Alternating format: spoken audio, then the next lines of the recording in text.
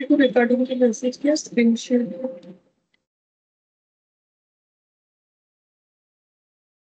Yes ma'am, हो रहा है। ठीक है,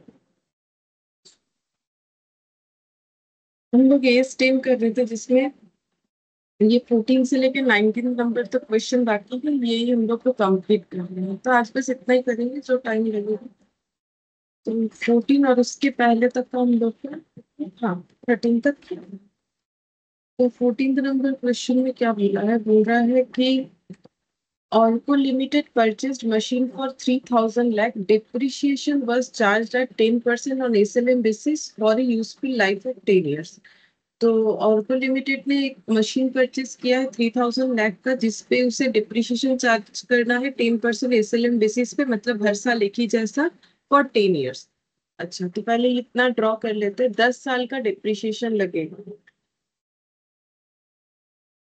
1 2 3 4 5 6 7 8 9 10।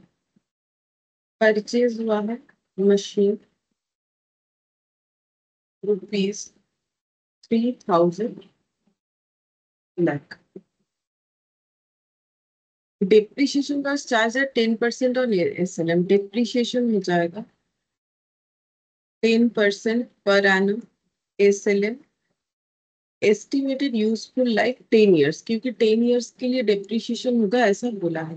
Eight the end of fourth year the machine was revalued to 2,700 lakh, but fourth year के एंड में जाके, मतलब फर्स्ट सेकेंड थर्ड फोर्थ, यहाँ पर इस पॉइंट पे मशीन हुआ है रीवैल्यूड टू 2,700 लाख। तो यहाँ पर मशीन का वैल्यू हो चुका है मशीन आफ्टर रिवैल्यूएशन, बिकॉज बोला है टू रिवैल्यूएशन, तो रिवैल्यूएशन टू 2,700, मतलब टोटल वैल्यू मशीन का हो चुका है 2,700 रिवैल्यूएशन करने के बाद।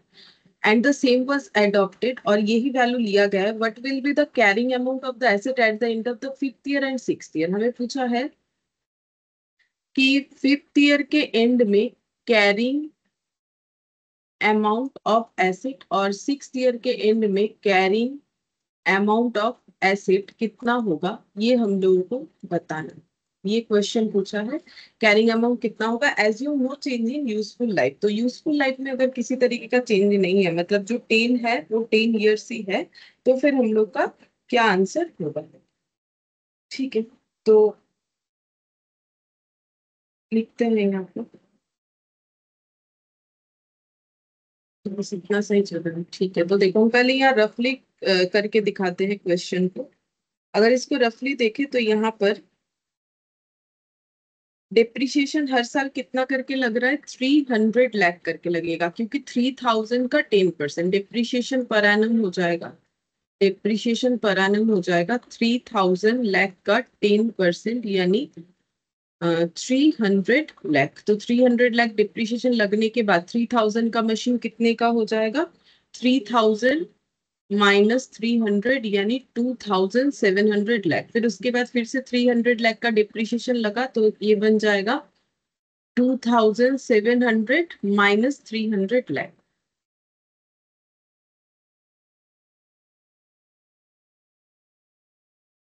Good evening.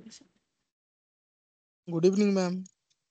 तो फिर नेक्स्ट ये मशीन हो जाएगा मेरा 2,400 लाख। फिर 300 लाख माइनस होने से हो जाएगा 2,400 -300, यानी 2,100 लाख। और फिर से यहाँ 300 लाख का डिप्रिशिएशन लगेगा, तो 2,100 -300, तो वैल्यू हो जाना चाहिए 21 -3 करने से जितना होगा, मतलब 1,800 लाख। ठीक है, लेकिन हम लोग को बोला है ये यहाँ का वैल्यू 1,800 लाख, बट हम लोग को बोला है मशीन का वैल्यू 2,700 हो जाएगा आफ्टर रिवैल्यूएशन। तो कैरिंग अमाउंट हो रहा है 1,800 लाख, और रिवैल्यूएशन अमाउंट हो रहा है 2,700 lakh after revaluation. Then revaluation upward हुआ है, कितना हो रहा है रिवैल्यूएशन अपवर्ड, 27 और 18 का गैप हो जाएगा। तो 27 और 18 का गैप हो गया 9 लाख। ठीक है, तो इसका मतलब 900 लाख। तो 900 लाख का रिवैल्यूएशन किया गया है, ठीक है, तब जाके ये इतना बन रहा है। अब अगर एस्टिमेटेड यूजफुल लाइफ मेरा एज इट इज रहेगा तो फिफ्थ और सिक्स्थ ईयर में डिप्रिशिएशन लगने के बाद कैरिंग अमाउंट कितना होगा, तो अब डिप्रिशिएशन पर एनम कितना होगा, तो 2700 लाख है, ठीक है। और अभी एस्टिमेटेड यूजफुल लाइफ कितना बच रहा है इसके बाद से 6 ईयर्स, क्योंकि 4 ईयर कंप्लीट हो चुका है, तो एस्टिमेटेड यूजफुल लाइफ 10 - 4 यानी 6 ईयर्स। तो 2700 डिवाइडेड बाई 6 करने से जितना होगा अभी डेप्रिसिएशन आफ्टर रिवैल्यूएशन उतना करके लग रहा है, यानी 450 लाख, ठीक है। तो यहाँ भी 450 लाख का डिप्रिसिएशन, यहाँ भी 450 लाख का डिप्रिसिएशन, तो कैरिंग अमाउंट कितना होगा, तो एसेट का वैल्यू हुआ था 2700 माइनस 450, तो ये हो जाएगा 2250, और यहाँ पर हो जाएगा 2250 माइनस 450, तो 2250, और ये हो गया 1800, तो ये इतना इतना वैल्यू दिखेगा, ठीक है। तो ये तो जस्ट मैंने सिंपल बता दिया कि क्वेश्चन हमें कैसे करना है, बट इसका अगर प्रेजेंटेशन देखें कि हमें लिखना कैसे चाहिए, तो एग्जाम में इस तरीके से लिखें, calculation of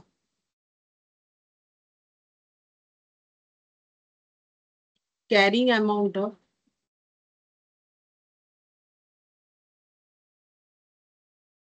on fifth and sixth year,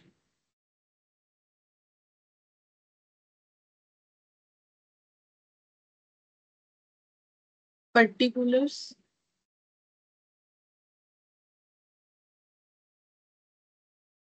rupees in lakh.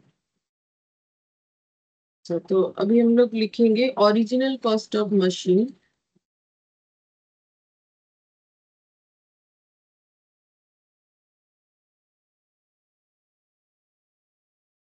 3000, इन लैख लिया हुआ है तो 3000 लेस कर देंगे डिप्रिशिएशन 4 साल का लगने के बाद, अपवर्ड रिवैल्यूएशन हुआ उसके बाद फिर डिप्रिशिएशन और कैरिंग अमाउंट हमें पूछा है, ठीक है। तो डिप्रिशिएशन फॉर 4 ईयर, 4 साल का डिप्रिशिएशन कितना होगा, क्योंकि हम लोग एसएलएम कर रहे हैं तो 4 ईयर का डिप्रिशिएशन ऐसे हो जाएगा 3000 इंटू 10% इंटू 4, तो ये हो जाएगा टोटल 1200 लाख। तो जो बुक वैल्यू या कैरिंग अमाउंट जिसको बोलते हैं, book value at the end of fourth year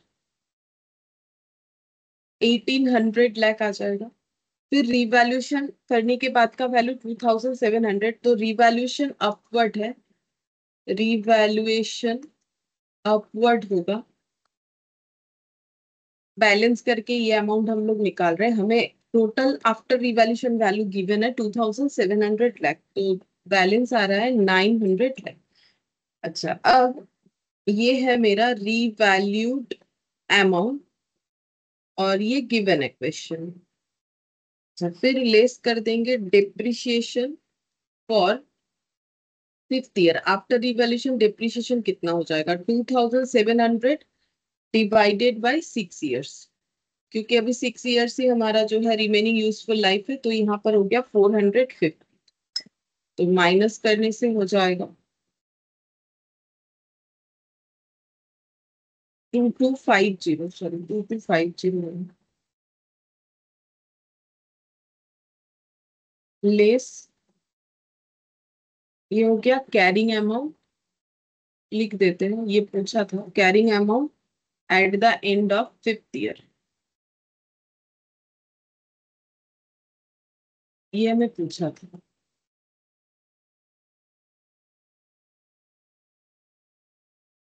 फिर less depreciation for sixth year, तो क्योंकि एसएलएम है तो सेम अमाउंट ऑफ डिप्रिशिएशन यानी 450, कैरिंग अमाउंट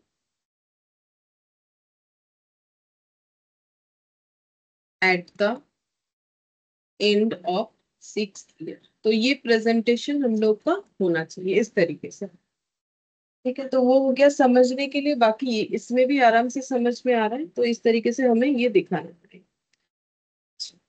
बस हो गया, इस क्वेश्चन में इतना ही पूछ रखा था हम लोग, इलस्ट्रेशन क्वेश्चन नंबर 14, ठीक है। अब क्वेश्चन नंबर 15 देखते हैं इसमें क्या होगा।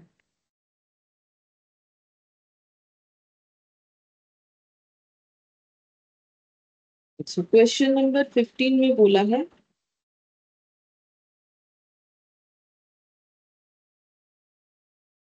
कंद limited acquired a machine for 2 crore 50 lakh 5 years ago। 5 साल पहले इतने रुपए से एक मशीन लिया गया था। Depreciation was charge at 10% per annum on SLM basis, useful life being 10 years। At the beginning of year 3 the machine was revalued to 3 crore.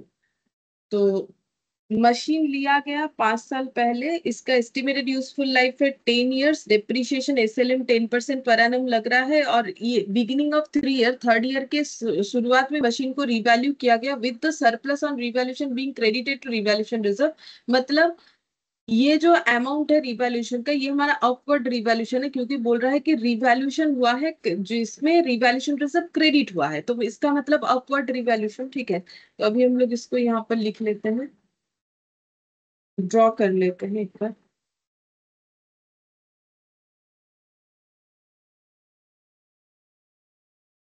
1 2 3 4 5। ठीक है, अभी 5 years तक हम दिखा रहे हैं, क्योंकि यहाँ पर बोला है 5 years एगो एक मशीन खरीदा गया था। ठीक है, 10 तक करने का जरूरत नहीं, क्योंकि मुझे नहीं लगता है उतने का हमें जरूरत पड़ेगा। तो cost of machine 2 crore 50 lakh.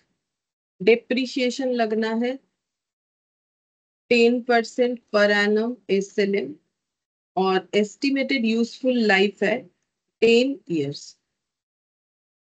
अच्छा, फिर बोला है कि 10 years at the beginning of third year. तो थर्ड ईयर के बिगिनिंग में, तो इसके मतलब इस बीच में डेप्रिसिएशन लगा है। थर्ड ईयर का बिगिनिंग मतलब फर्स्ट ईयर का एंड, सेकेंड ईयर का एंड, और थर्ड ईयर का एंड मतलब सेकेंड ईयर का एंड जो है वो थर्ड ईयर का बिगिनिंग होगा। मतलब यहाँ तक नॉर्मल जैसे डेप्रिसिएशन लगना है वैसे लगा है। तो यहाँ तक कितना डेप्रिसिएशन लगा है, तो यहाँ पर डेप्रिसिएशन लगेगा 2 करोड़ 50 लाख का 10%, तो ये हो जाएगा 25 लाख।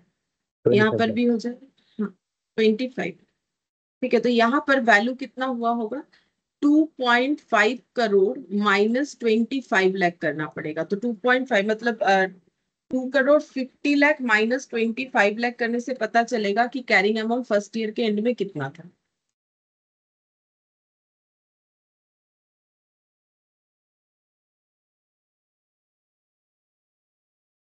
22 लाख, नहीं 22 लाख नहीं, इसको कितना बोलेंगे, 2 करोड़ 2 करोड़ ट्वेंटी 25 लाख। फाइव लाख 2 करोड़ 25 लाख। अच्छा, फिर इसमें 25 लाख का डेप्रिसिएशन माइनस हो जाएगा, तो फिर ये आ जाएगा 2 लाख। ठीक है, तो ये हम लोग का 2 करोड़, 2 लाख नहीं 2 करोड़, 3 4 5 6 7 8 2 करोड़ हो जाएगा। अब हो गया 225,000,000 माइनस 25 लाख, तो ये हो जाएगा मेरा 2 करोड़। ठीक है, ये वैल्यू हो गया। ये मेरा सेकेंड ईयर के एंड मतलब थर्ड ईयर के बिगिनिंग तक का ये कंडीशन मुझे दिख रहा है। अब बोल रहा है मशीन को रिवैल्यू किया गया है 3 करोड़ से अपवर्ड रिवैल्यूएशन, ये लैंग्वेज ही हमें बता रहा है। तो यहाँ पर हमारे हिसाब से तो मशीन का वैल्यू 2 करोड़ है, बट इसमें रिवैल्यूएशन हुआ है, तो अपवर्ड रिवैल्यूएशन हुआ है। कितना हुआ है, अपवर्ड रिवैल्यूएशन हुआ है 3।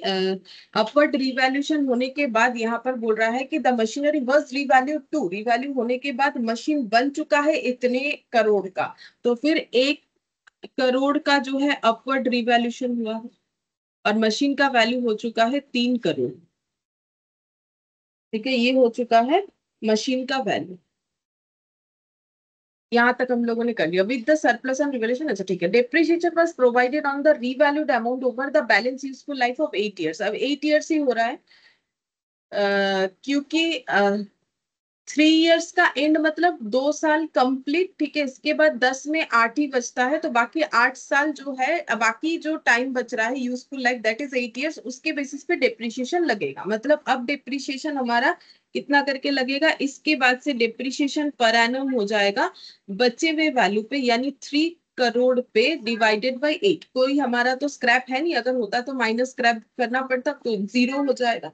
तो 3 करोड़ मतलब 3 के बाद 7 जीरो, 3 4 5 6 7 डिवाइडेड बाई 8 करने से पता चलेगा कितना करके डेप्रिसिएशन लग रहा है। 37,50,000 करके डेप्रिसिएशन इसके बाद से लगने वाला है। नेक्स्ट थर्ड ईयर से, ठीक है। अच्छा, अब बोल रहे the machine was sold in the current year for इतना, ठीक है। करेंट ईयर में मशीन इतने से अगर हम लोग बेच दे, give the accounting treatment for the above in the companies account, what will be the treatment if the machine fetched only 42,50,000। अच्छा, ठीक है। तो इसके बाद हम लोग यहाँ पर डिप्रिशिएशन लगाते हैं। तो 37,50,000 इसके बाद का डिप्रिशिएशन।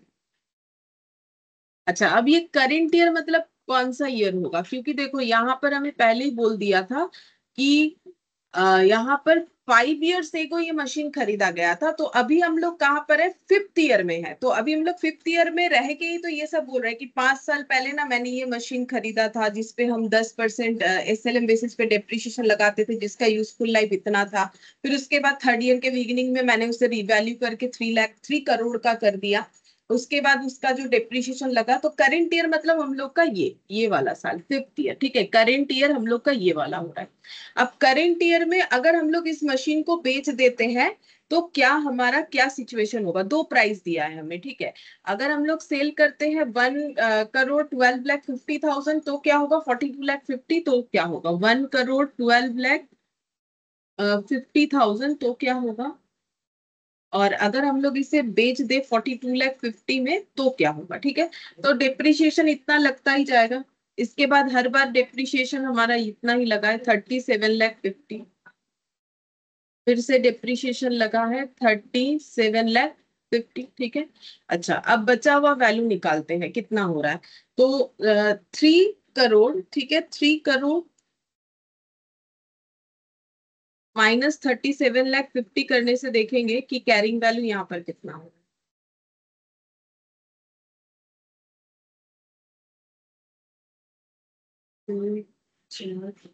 हाँ, तो ये हो जा रहा है मेरा 2,62,50,000, 2,62,50,000। फिर माइनस हो जाएगा 37,50,000।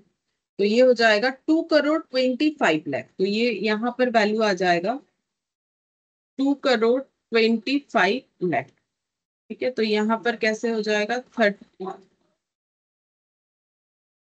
37,50,000।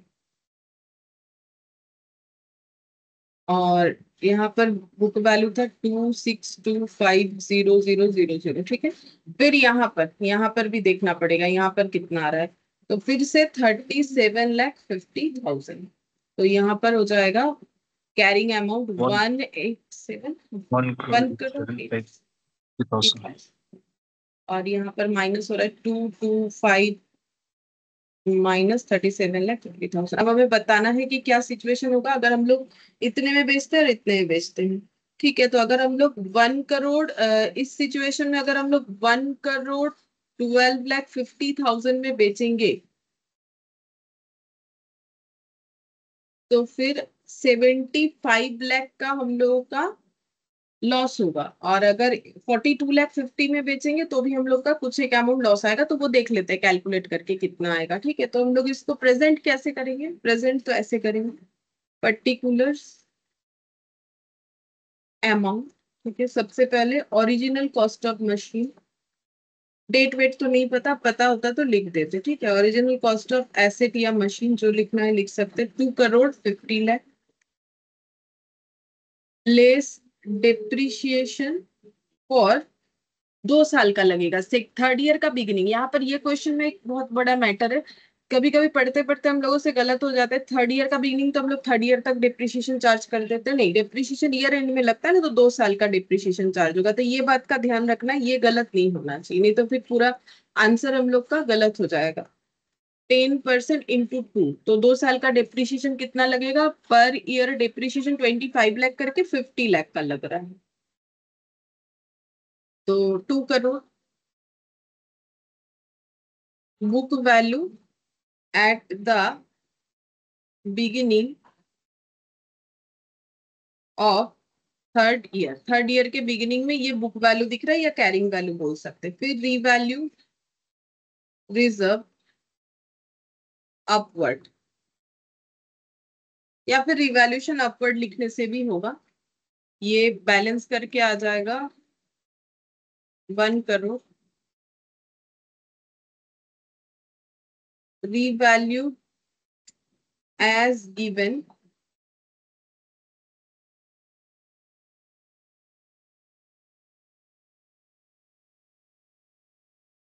3 करोड़ हो गया, ठीक है। अच्छा, अब इसके बाद फिर से हम लोग लगाएंगे डेप्रिसिएशन फॉर, अब कितने समय का डेप्रिसिएशन लगेगा इसके बाद भी हमें लगाना है, 1 2 3 साल का, 37,50,000 करके depreciation for next 3 years.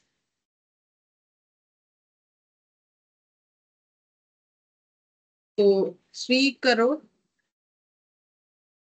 Divided by 8 करके 3 साल का जितना होगा, तो 37,50,000 इंटू 3 करने से जितना आएगा उतना हमारा आंसर होना चाहिए। तो 37,50,000 इंटू 3 करने से आ जाता है 1,12,50,000।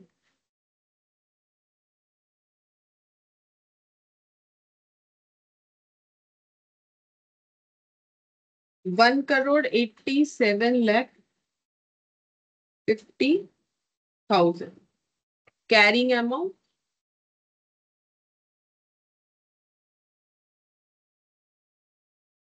एट द एंड ऑफ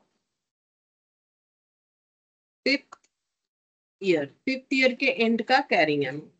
अब बताना है, दो वैल्यू दे दिए कि इतने इतने में बेचेंगे तो क्या सिचुएशन होगा। तो ट्रीटमेंट ऑफ गेन और loss on disposal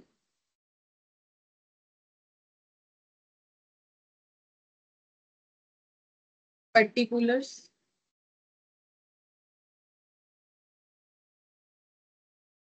cell sale. तो दो वैल्यू हमें पता है, एक दिया है बेचने का 1,12,50,000, 42,50,000। तो 1,12,50,000, 42,50,000।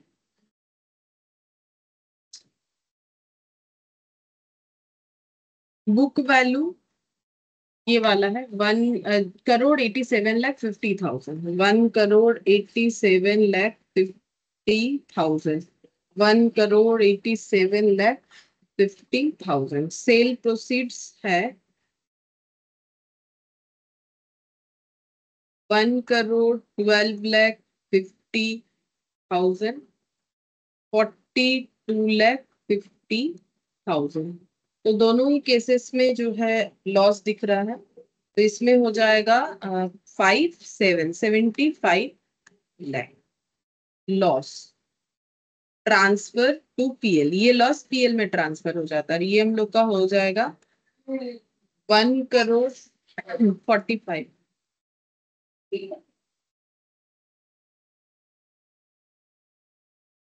अच्छा, अब यहाँ पर हमें बस ये पूछा था कि अगर इतने इतने में करते हैं तो क्या होगा। अच्छा, अब इसके बाद what will be the treatment if machinery faced only 42 lakh, the machinery was sold, बस इतना ही पूछ रखा था। अच्छा, अब अगर हमें ये पूछा जाए बाई चांस कि ये जो रिवैल्यूएशन हुआ था हम लोग का अपवर्ड, ये 1 करोड़ ये कहाँ जाता है अगर मशीन बिक जाता है, ठीक है। तो इसके ऊपर हम लोगों ने प्रोविजन पढ़ा था AS10 में। तो अगर ये क्वेश्चन में पूछ ले तो हम लोग ऐसे लिखेंगे, ये रिवैल्यूएशन का अमाउंट हमारा रिजर्व सरप्लस के हेड में चला जाता है, रिटेन्ड अर्निंग के वहां, ठीक है। तो revaluation surplus transfer to retained earning, अगर ये क्वेश्चन में पूछे तो हमें ये बताना है कि रिवैल्यूएशन सरप्लस रिटेन्ड अर्निंग में चला जाएगा, जो 1 करोड़ का रिवैल्यूएशन सरप्लस था। तो ये मैंने लिखवा दिया, अगर हमें पूछ ले कभी क्वेश्चन में, ठीक है। इसके बारे में हम लोगों ने पढ़ा है, ठीक है। तो ये 1 करोड़ ये जो दिख रहा है ये हम लोग का रिजर्व सरप्लस के हेड में रिटेन्ड अर्निंग में चला जाता है। इससे हमारा शेयर होल्डर्स फंड में हम लोग बोल सकते हैं, बिकॉज शेयर होल्डर्स फंड के अंडर आता है share capital and reserve surplus. तो इस रिजर्व सरप्लस में ये चीज जाता है।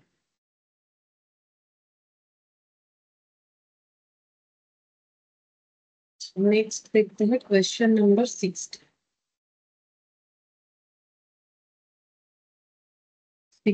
नंबर में क्या।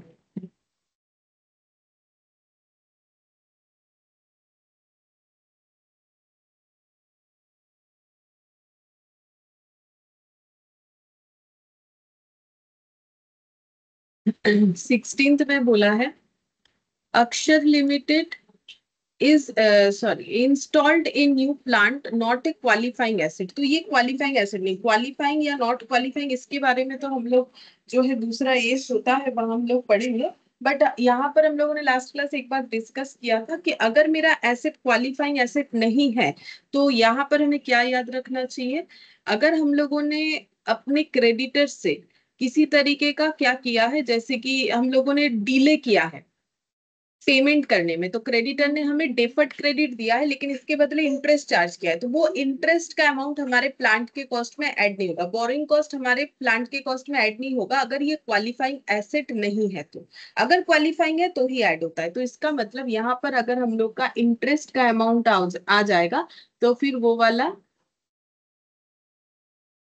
वाला यहाँ पर ऐड नहीं होगा। ठीक है, तो ये वाला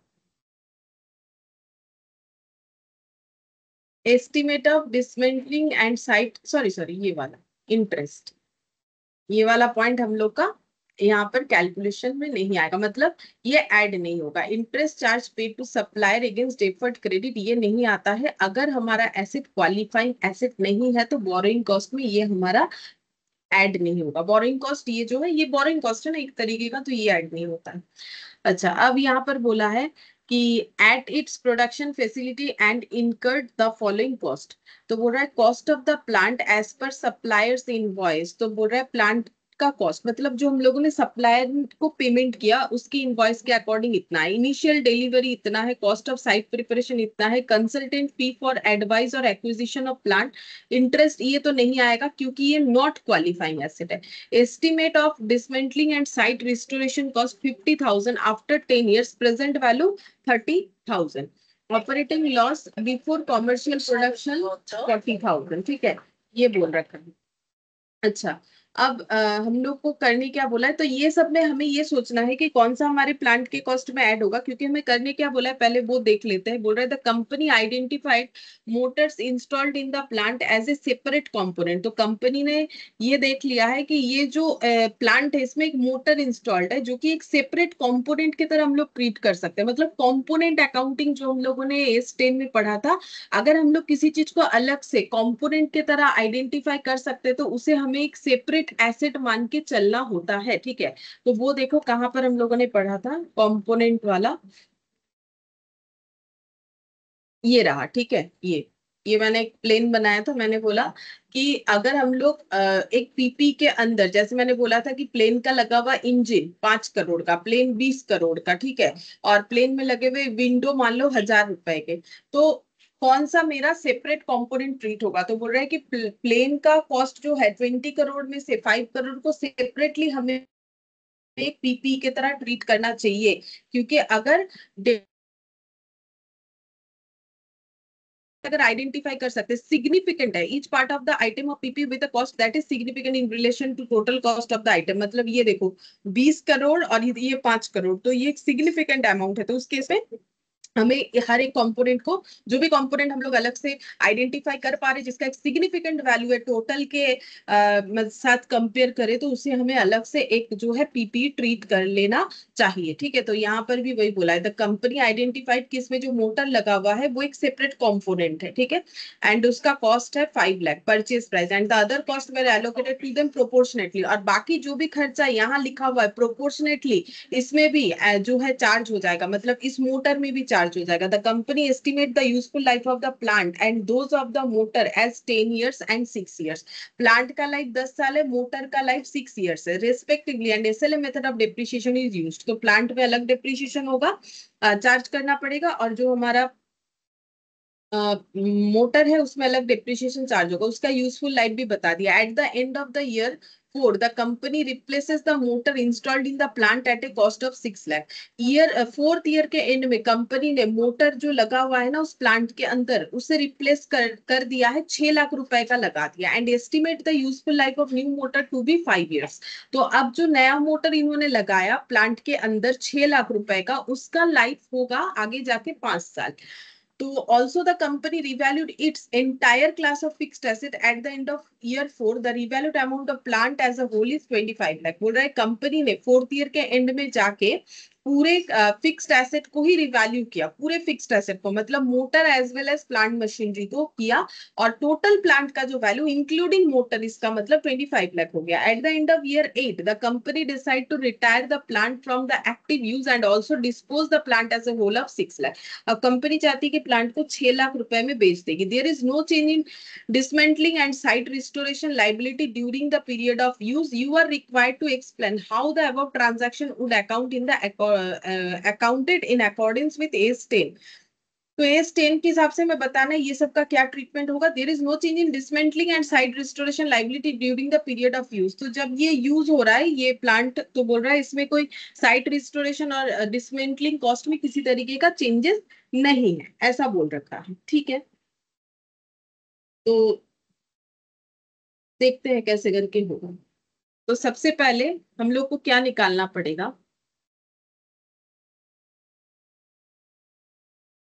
हमें क्वेश्चन में क्या क्या बोला है वो हम एक बार ना मतलब थोड़ा सा समझा देते हैं। ठीक है, वैसे तो पढ़ लिया हम लोगों ने, बट हम एक बार समझा देते हैं क्या बोला है।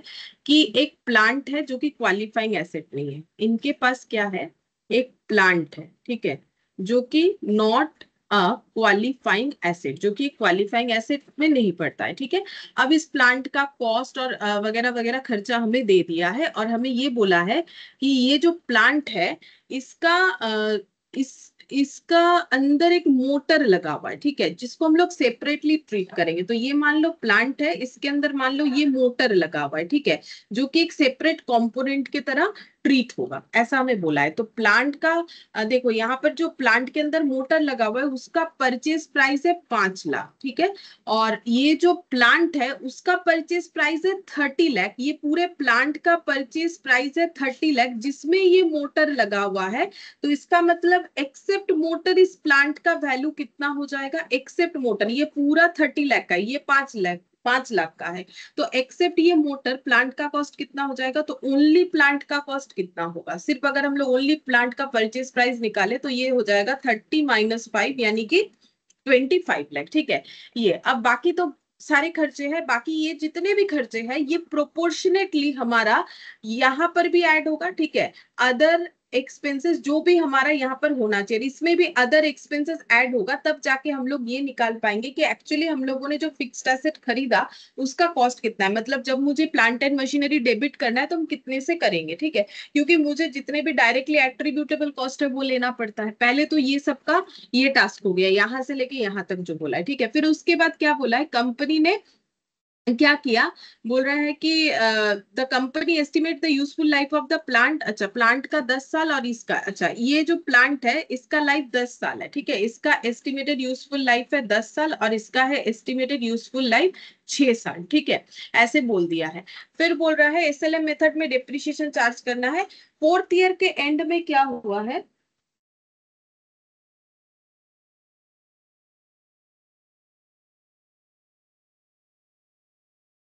फोर्थ ईयर के एंड में क्या हुआ है, बोल रहा है रिप्लेसेस द मोटर इंस्टॉल्ड। ठीक है, तो 1 2 3 4 ऐसा 4 साल हुआ, फिर यहाँ पर आके क्या हुआ, मोटर को चेंज कर दिया। ठीक है, चेंज कर दिया और चेंज करके नया लगा दिया 6 लाख का, न्यू 6 लाख। ठीक है, न्यू जो ले लिया है वो 6 लाख का हो गया, जिसका एस्टिमेटेड यूजफुल लाइफ है 5 ईयर्स, एस्टिमेटेड यूजफुल लाइफ है 5 ईयर्स। ठीक है, अच्छा अब बोल रहा है the company revalued its entire class of fixed asset at the end of fourth year, the revaluation amount of the plant as a whole 25 lakh. अब रिवैल्यूएशन हुआ है और ये ठीक है, ये होल, ठीक है, रिवैल्यूएशन के बाद ये पूरा का वैल्यू कर दिया है इन्होंने कितना, 25 लाख, ऐसा हमें बोला है। ठीक है, अच्छा फिर इसके बाद at the end of year 8, the company decided to retire the plant from active use and also dispose the plant as a whole for 6 lakh. तो 8th ईयर के एंड में, तो ये मेरा हो गया 1 2 3 4 5 6 7 8, यहाँ पर इन्होंने क्या कर दिया, प्लांट को कर दिया है डिस्पोज, ऐसे बोला है, प्लांट को डिस्पोज कर दिया है और कितने में किया है, 6 लाख। हम लोग को बताना है AS10 के हिसाब से हमारा ट्रीटमेंट क्या होगा। तो ये मोर और लेस ये स्टोरी हमें दिया हुआ है। तो अगर हम लोग प्लांट को डिस्पोज करें 6 लाख में, तो हमें बताना क्या है कि 6 लाख में डिस्पोज करने के बाद हमारा,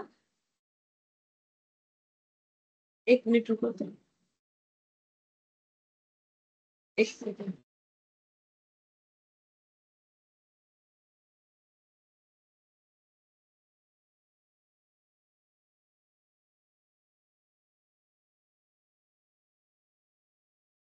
ठीक है, देखो तो ये हमें निकालना है कि अगर हम लोग प्लांट को 6 लाख में डिस्पोज करेंगे तो फिर हमारा प्रॉफिट या लॉस क्या होगा, यही निकालने बोला होगा। ठीक है, तो सबसे पहले तो ये निकालना पड़ेगा कि हमारे प्लांट का प्राइस कितना है, क्योंकि वो तो परचेज प्राइस है, लेकिन डायरेक्टली एट्रीब्यूटेबल कॉस्ट भी तो इंक्लूड होना चाहिए। तो यहाँ पर लिखते हैं प्लांट, यहाँ पर लिख लिया मोटर। ठीक है, तो कितना कितना हो जाएगा, तो यहाँ पर लिखते हैं परचेज प्राइस। तो परचेज प्राइस आ जाएगा हम लोग का, यहाँ पर मैंने करके दिखाया है 25 लाख और 5 लाख। ऐड करेंगे, इसके बाद कौन कौन सा खर्चा ऐड होगा वो हम लोग ऐड कर लेंगे। तो सबसे पहले यहाँ पर देख लेते हैं क्या क्या खर्चा दिया हुआ है। Initial delivery and handling cost, तो ये प्लांट के कॉस्ट में ऐड होता है। तो यहाँ पर लिखेंगे इनिशियल डिलीवरी एंड, ये 1 लाख है, टोटल में 1 लाख है, बट ये प्रोपोर्शनेटली दोनों में जाएगा। ठीक है, तो 1 लाख जो है यहाँ पर लिख देते 1 लाख। अब प्रोपोर्शन कैसे करेंगे, तो इनके कॉस्ट के हिसाब से कर देते हैं, मतलब रेशियो ऐसे ले लेते 25:5। तो जितने का जो कॉस्ट है उसके हिसाब से उसका डिलीवरी होगा, कुछ नहीं बोला है तो हम लोग ये रेशियो में डिस्ट्रीब्यूट कर सकते हैं, मतलब 5:1 में। तो 1 लाख डिवाइडेड बाई 6 × 5, तो 1 लाख डिवाइडेड बाई 6 × 5, तो ये हम लोग का वैल्यू आ जाएगा 83,333। फिर हो जाएगा डिवाइडेड बाई 5 × 1, मतलब 16,06,067। ठीक है, अच्छा फिर ऐड हो जाएगा, और क्या ऐड होगा बोल रहा है, कॉस्ट ऑफ साइट प्रिपरेशन। ये भी हमारे जो है एसेट के कॉस्ट में ऐड होता है, क्योंकि एसेट को यूज टू बनाने के पहले जो भी खर्चा होगा वो सारे एसेट के कॉस्ट में ऐड होता है। कॉस्ट ऑफ साइट प्रिपरेशन जो कि है 2 लाख।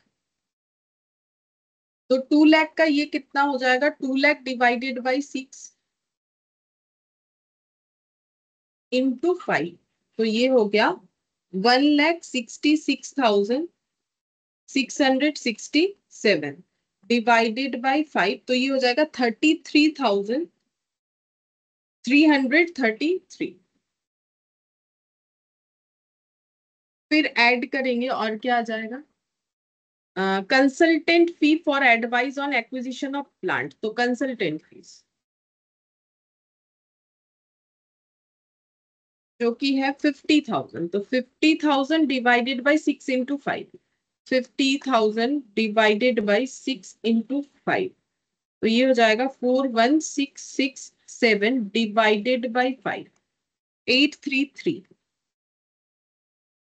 अच्छा, इसके अलावा और क्या खर्चा जाएगा, इंटरेस्ट वाला तो नहीं आएगा क्योंकि ये क्वालिफाइंग एसेट नहीं है, ये वाला आ जाएगा estimate of dismantling and site restoration cost 50,000 after 10 years, present value 30,000। तो इसमें ये बताया था मैंने लास्ट क्लास में क्या होता है कि अगर हम लोग किसी जगह को रेंट पे ले रहे हैं या कुछ भी कर रहे हैं और उसपे कोई चेंजेस कर रहे हैं, लेकिन हमें ऐसा बोला जा सकता है कि अभी चेंज कर रहे हो करो अपने हिसाब से, लेकिन जब ये जगह छोड़ के जाओगे तो इसको एज इट इज करवा देना। ठीक है, तो हमें पता है कि जब 10 साल बाद हम लोग इस जगह को फिर से एज इट इज करवाएंगे तो हमारा खर्चा कितना पड़ेगा, तो हमारा खर्चा पड़ेगा 50,000 आफ्टर 10 years, बट उस 50,000 का अभी का वैल्यू है 30,000, मतलब जो खर्चा हम 10 साल बाद करने वाले हैं जिसपे मेरा 50,000 खर्चा पड़ेगा वो अभी 30,000 का है। तो मुझे हमेशा प्रेजेंट वैल्यू ऐड करना होता है डिसमेंटलिंग कॉस्ट का। ठीक है, तो यहाँ पर भी हम लोग वही करेंगे।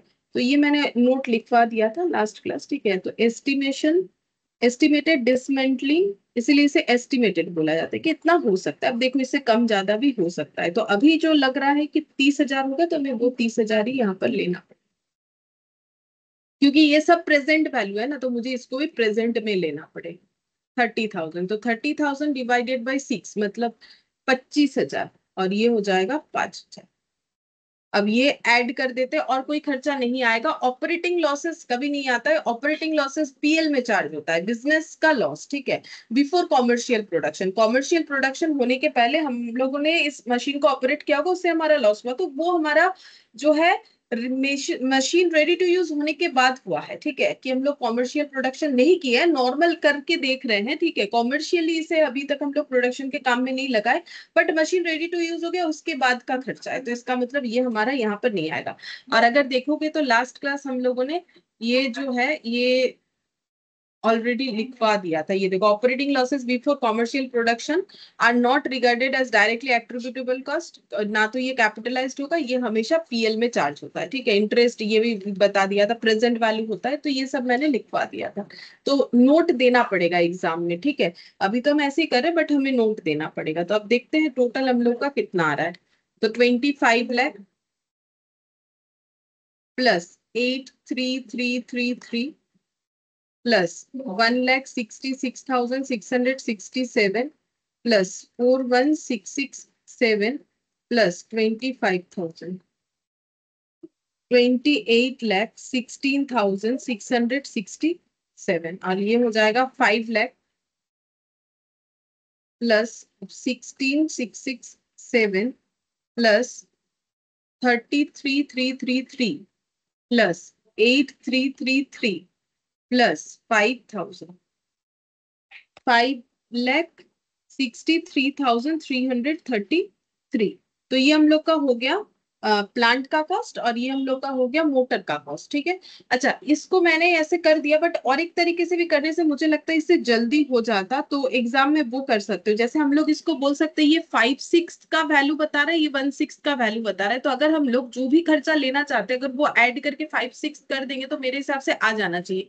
मतलब हम ये कहना चाह रहे हैं 30 लाख और 1 लाख, 31 लाख मतलब 2 और 1 3 लाख, 3 लाख, और ये मुझे 50,000 लेना है, 3,50,000 और यहाँ पर 30, तो 3,50,000 और 30 कितना हो जाता है, 3,80,000।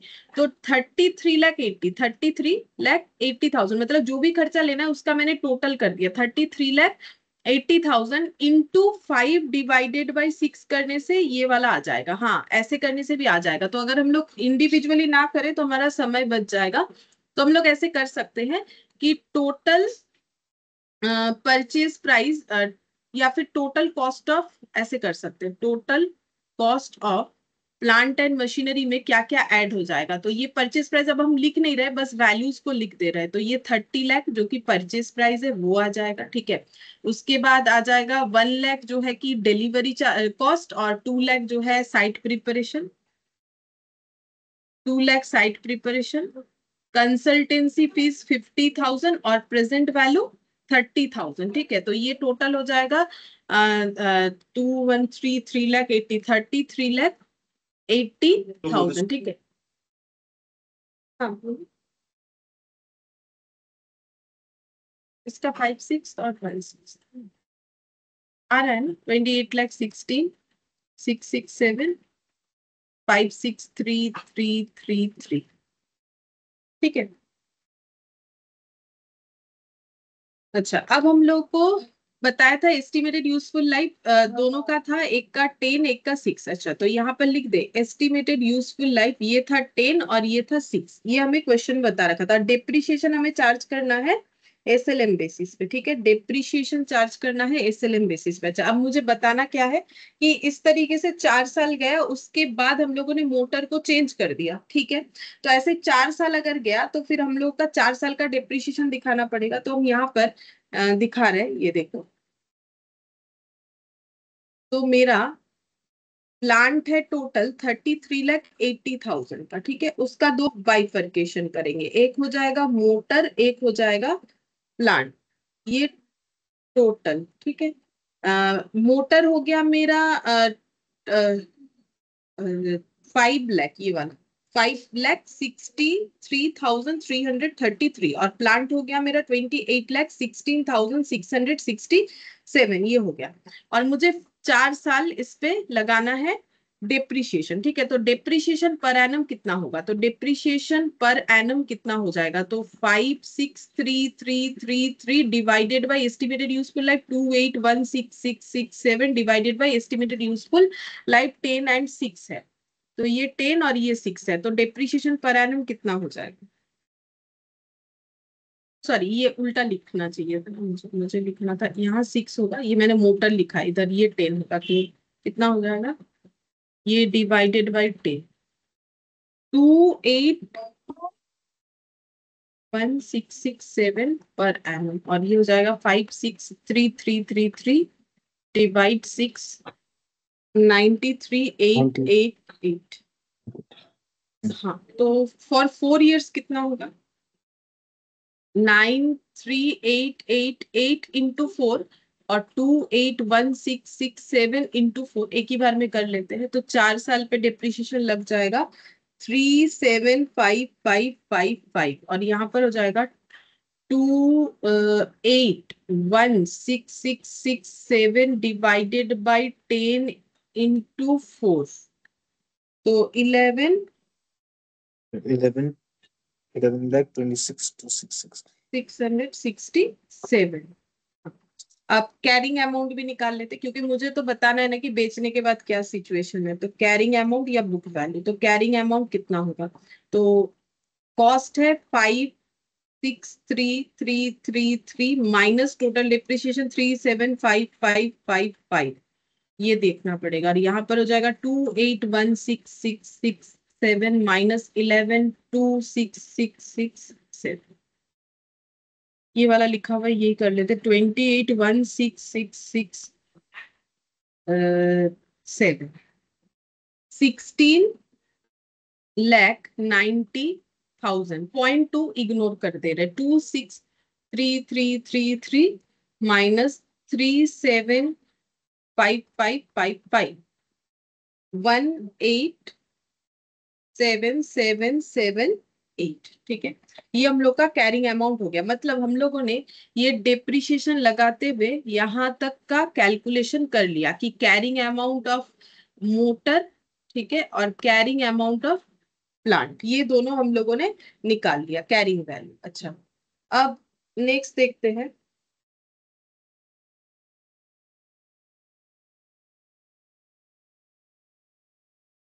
यहाँ पर, अच्छा यहाँ पर लिख लेते हैं वैल्यूज को, ठीक है। और हम लोगों ने यहाँ पर फिर किया है रिवैल्यूज। अच्छा, कैरिंग अमाउंट ऑफ मोटर है 187778, 187778, 18,16 लाख, ठीक है, 16,90,000। बट यहाँ पर इस ईयर के एंड में हम लोगों ने और एक कैलकुलेशन भी करना है कि हम लोगों ने यहाँ पर क्या किया है, न्यू मोटर लगाया, पुराने मोटर को हटा के न्यू मोटर लगाया है जो कि 6 लाख का है, जिसका एस्टिमेटेड यूजफुल लाइफ है 5। ये देखो, 6 लाख का है जिसका एस्टिमेटेड यूजफुल लाइफ है 5 ईयर्स, ऐसा हमें बोला है। यहाँ पर हम लोगों ने रीवैल्यू भी किया है होल प्लांट को, रीवैल्यू होल प्लांट। होल का मतलब हो गया वो मोटर लगे हुए कंडीशन में, ठीक है, मतलब मोटर भी उसमें आ रहा है, तो उसका वैल्यू हो रहा है 25 लाख। ये तो क्वेश्चन हमें बता दिया था। अच्छा, अब अगर ऐसा कंडीशन है तो फिर अब हमें ये निकालना पड़ेगा, और उसके बाद हम लोग डिस्पोज कब कर रहे हैं, इसको बोल रहा है कि 4 साल बाद डिस्पोज करेंगे, ठीक है। तो 1 2 3 4 यहाँ पर होगा डिस्पोज 6 लाख का, ठीक है। अब हमें बताना है कि क्या सिचुएशन होगा। अच्छा, अब अगर ऐसा है तो देखो, सबसे पहले हम लोग यहाँ पर डेप्रिशिएशन निकाल सकते हैं कि अब से ये मोटर का डेप्रिशिएशन कितना लगेगा। तो डेप्रिशिएशन पर एनम मोटर का निकाल लेंगे 6 लाख बाई 5, क्योंकि नेक्स्ट 4 ईयर उस तरीके से लगेगा। तो 6 लाख डिवाइडेड बाई, अगर हम लोग 5 कर लेते हैं, डेप्रिशिएशन पर एनम अब लगने वाला है 1,20,000 करके, ठीक है। अच्छा, अब पूरा प्लांट अगर 25 लाख में रिवैल्यूएशन हुआ है, ठीक है, तो रिवैल्यूएशन के बाद प्लांट का वैल्यू कितना होगा वो हमें निकालना पड़ेगा, ठीक है। तो हम लोग यहाँ पर निकालते हैं रीवैल्यूड एट, रीवैल्यूड ऐसे लिखते हैं, revalued of only, revaluation of only plant, sorry क्या लिखेंगे, इसको ऐसे लिख देते हैं। मतलब हम ये बोलना चाह रहे हैं कि मेरा अगर टोटल प्लांट जो है, पूरा प्लांट रिवैल्यू हुआ है 25 लाख का, ठीक है, और मेरा जो नया मोटर खरीदा गया है वो 6 लाख का है। उसके बाद देखो, मैंने मोटर भी खरीद लिया 6 लाख का, और मैंने पूरे प्लांट को फिर रिवैल्यू कर लिया 25 लाख का। तो रिवैल्यूएशन के बाद मेरा जो ओनली प्लांट है उसका वैल्यू कितना है वो हम निकालना चाहते हैं। तो only plant value, only value of plant after revaluation, only value of plant, only क्या क्या लिख रहे हैं, only value of plant after revaluation, ठीक है। रीवैल्यूएशन होने के बाद सिर्फ प्लांट का वैल्यू कितना होगा, तो टोटल रीवैल्यूएशन हुआ होने के बाद पूरे उस एसेट का वैल्यू, मतलब ये और ये पूरा मिला के 25 लाख हुआ, ठीक है। जिसमें से मैंने इसमें ये वाला हटा के ये 6 लाख वाला लगा दिया है, तो नए वाले प्लांट भी ये 6 लाख का है।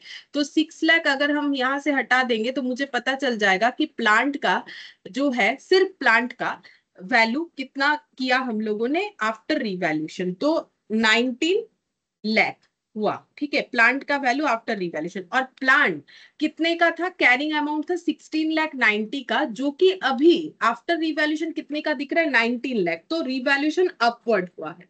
तो रिवैल्यूएशन जो अपवर्ड हुआ है वो कितना हो रहा है, रिवैल्यूएशन अपवर्ड हो रहा है हम लोग का 19 लाख। अभी हम लोग का ओनली प्लांट का वैल्यू है, जबकि हमारे हिसाब से उसका कैरिंग अमाउंट निकल रहा है 16,90,000।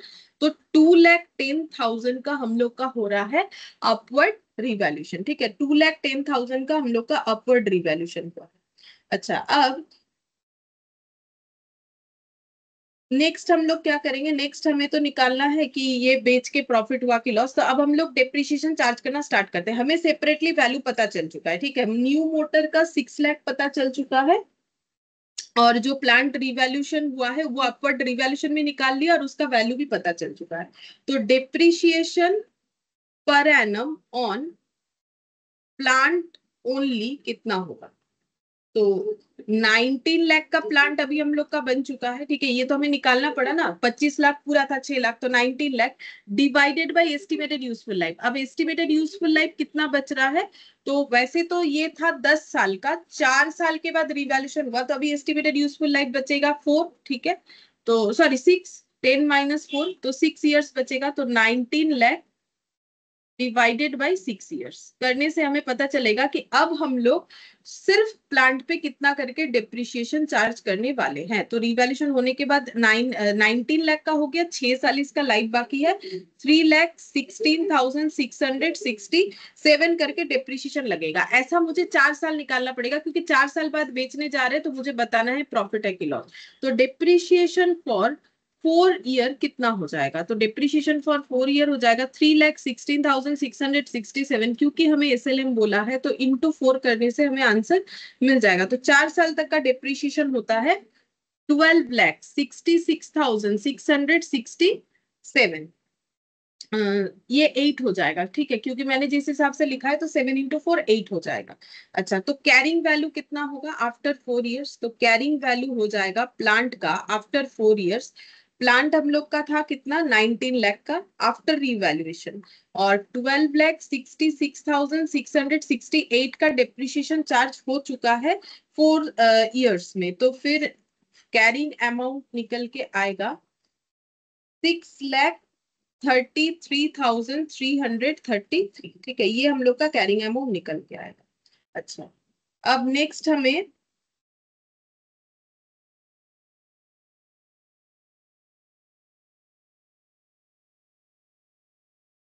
एक सेकंड, ये तो प्लांट का निकल के आ गया। अब हम लोग को बताना है कि डिस्पोज, अगर अच्छा पूरा ही 6 लाख में डिस्पोज कर रहे हैं, बट ये सिर्फ 6 लाख से माइनस करने से गलत हो जाएगा। क्यों, क्योंकि ये तो सिर्फ और सिर्फ प्लांट है, क्योंकि हम लोग पूरा डिस्पोज कर रहे हैं, मतलब ये और ये दोनों को डिस्पोज कर रहे हैं 6 लाख में, तो हमें बताना है कि प्रॉफिट है कि लॉस है, ठीक है। तो फिर अब हम लोग को क्या करना पड़ेगा, अब हम लोग को ये देखना पड़ेगा कि जो मोटर है उसका वैल्यू कितना आ रहा है, ठीक है। मोटर का वैल्यू भी देखना पड़ेगा, ठीक है, देखते हैं। ये तो कैरिंग वैल्यू हो गया मेरा यहाँ पर, ये कैरिंग वैल्यू मुझे मिल गया प्लांट का, मतलब ओनली प्लांट का। अब मुझे कैरिंग वैल्यू निकालना है मोटर का भी, ठीक है, तो वो निकाल लेते हैं। मोटर जो है 6 लाख उसका वैल्यू है, डेप्रिसिएशन लग रहा है 1,20,000, तो डेप्रिसिएशन फॉर 4 ईयर कितना हो जाएगा, 1,20,000 इंटू 4, तो 4,80,000। कैरिंग अमाउंट आफ्टर 4 ईयर कितना हो जाएगा, 6 लाख माइनस 4,80,000, 1,20,000, ठीक है। तो अब हम लोग को निकालना पड़ेगा कि बेचने से प्रॉफिट है कि लॉस है, ये निकाल के देना पड़ेगा। ठीक है, तो हम लोग कैसे निकालेंगे?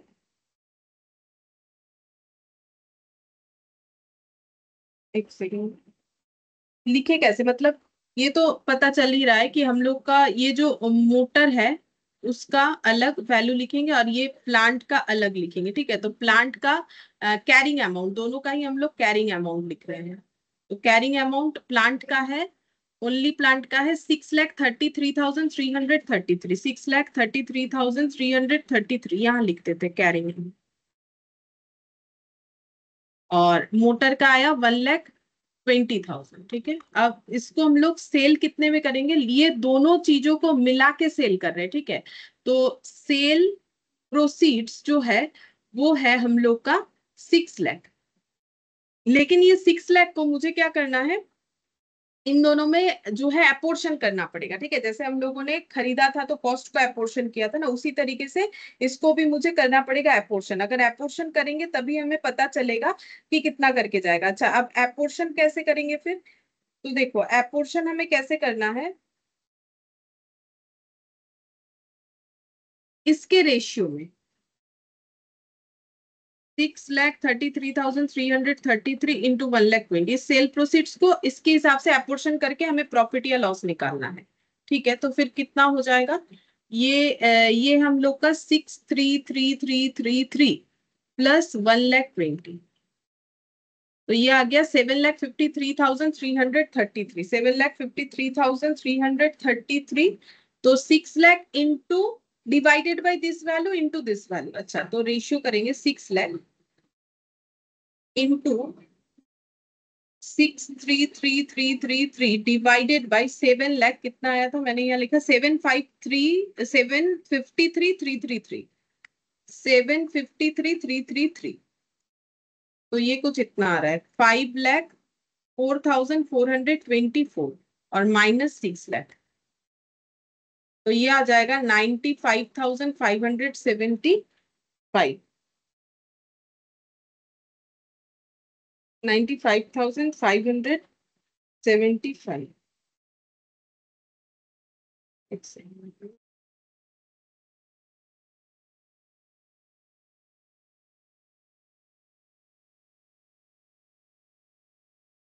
हम्म, अब माइनस कर लेते, ठीक आया है। ये ऐसा अटपटा सा है तो मुझे लग रहा है कि कहीं मेरा कैलकुलेशन तो गलत नहीं हुआ, तो मैंने एक बार चेक कर लिया। ठीक है, नहीं कैलकुलेशन मेरा ठीक है।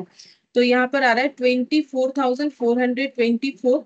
ये 4 नहीं होके मेरे हिसाब से ये हो जाना चाहिए 5, है ना? क्योंकि मैंने इधर 5 लिख रखा है ना, ये पीछे 5 लिख रखा है, तो ये भी मेरा 5 होना चाहिए। और ये हो जाएगा 6,33,333 और एक बार 3, 3 4 5 3 4, अच्छा एक कम होगा, -5,04,424। ठीक है, तो ये आ जा रहा है 1,28,909, 1,28,909। ये आ रहा है 909 4, ये 3 - 4 कितना आ जाएगा?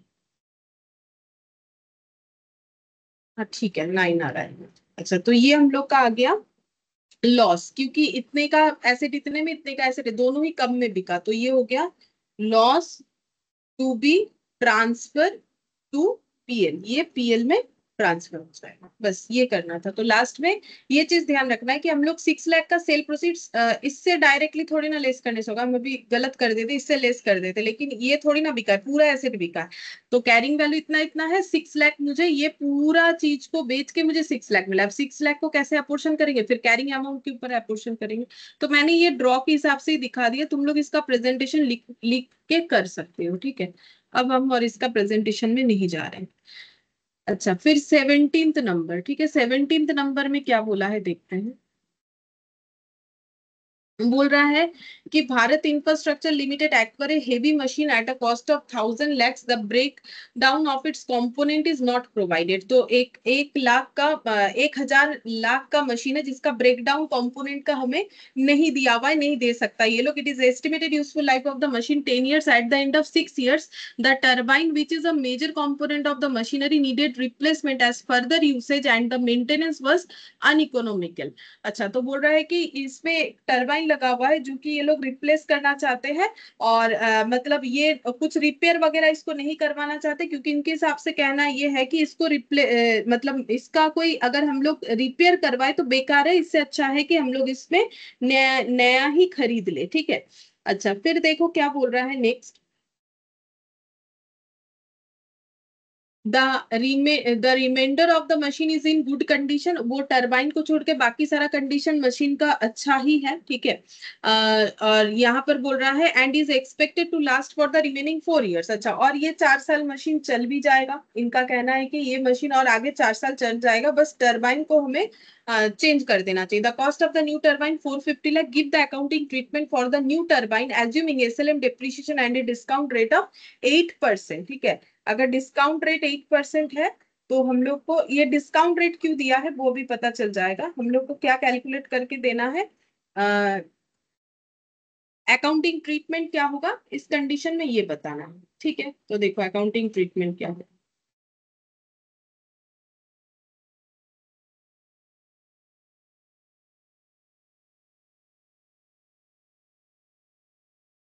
70।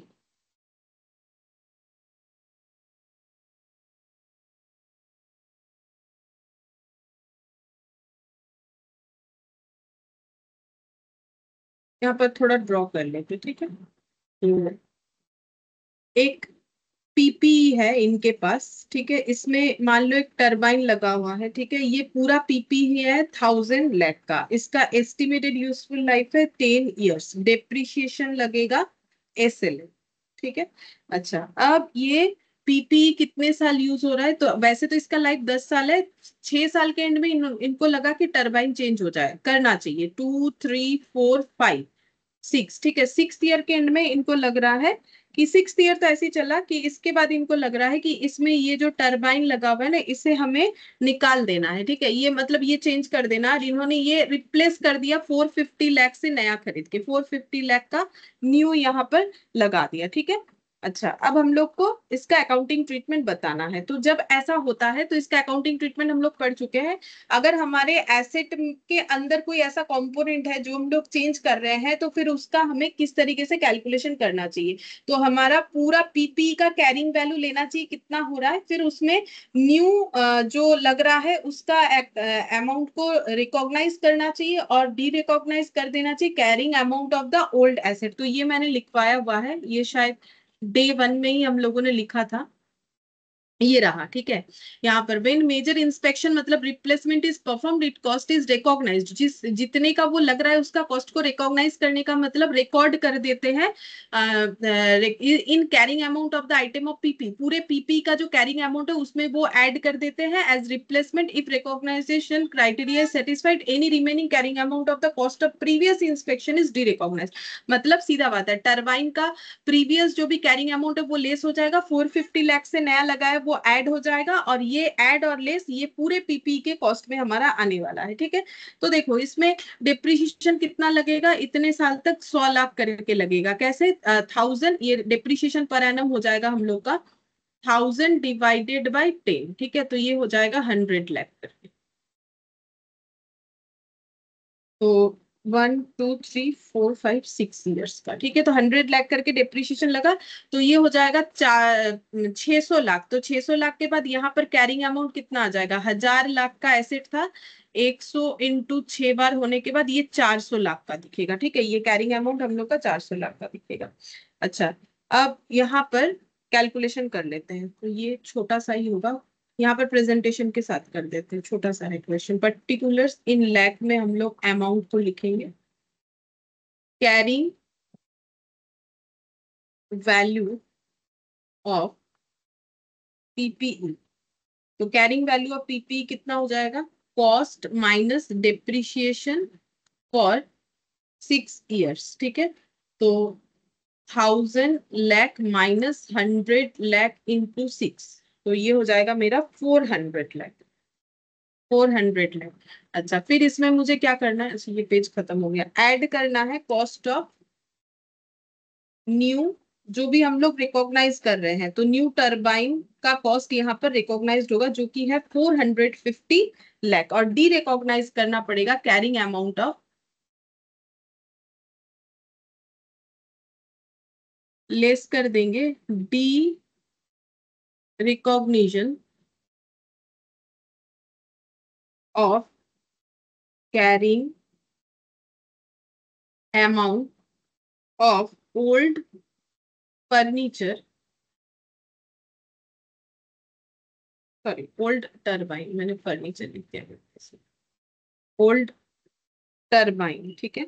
अच्छा, उसका मुझे तो वैल्यू निकालना पड़ेगा कि जब हम उसे बेचने जा रहे हैं तो उसका कैरिंग अमाउंट क्या होगा। तो यहाँ पर आ जाएगा new carrying amount of, new carrying amount of PP. तो अब जो पीपी या फिक्स्ड ऐसे भी हम मशीन ही लिख देते हैं, ठीक है। अब वो मशीन का फिर अभी पीपी, सॉरी मशीन का अभी जो कैरिंग अमाउंट है फिर वो कितना हो रहा है वो हम लोग निकालेंगे। तो वर्किंग नोट में निकाल लेते हैं carrying amount of turbine, carrying amount of turbine. तो अब देखो हमारे पास ना टरबाइन का पुराना टरबाइन जो लगा हुआ है उसका पहले कॉस्ट कितना था वो मैं नहीं पता, क्योंकि ब्रेक डाउन नहीं दे सकता ऐसा मैं पहले बोल दिया। अगर ऐसा होता है तो मैंने बोला था कि हमें ये एजम्पशन ले लेना है कि अगर ये टरबाइन को हम लोग आज मार्केट में खरीदने जाए तो वो कितने का मिलेगा वो हमें पता है। देखो जो टरबाइन रिप्लेस कर रहे हैं आज वो 450 लाख का मिलेगा। तो आज वो 450 लाख का है, लेकिन मुझे पता करना है 6 ईयर्स पहले का इसका प्राइस, ठीक है। क्योंकि अगर मेरे पास वो प्राइस होता तो हम डिप्रिशिएट कर देते 6 साल का और मुझे कैरिंग अमाउंट मिल जाता, बट क्योंकि मुझे वो नहीं मिला तो मुझे एक एस्टिमेटेड कैरिंग अमाउंट निकालना पड़ेगा। तो एस्टिमेटेड कैरिंग अमाउंट हम कैसे निकालेंगे। तो आज अगर मार्केट में वो खरीदने जाए तो मुझे 4.5 लाख का मिल रहा है, ठीक है।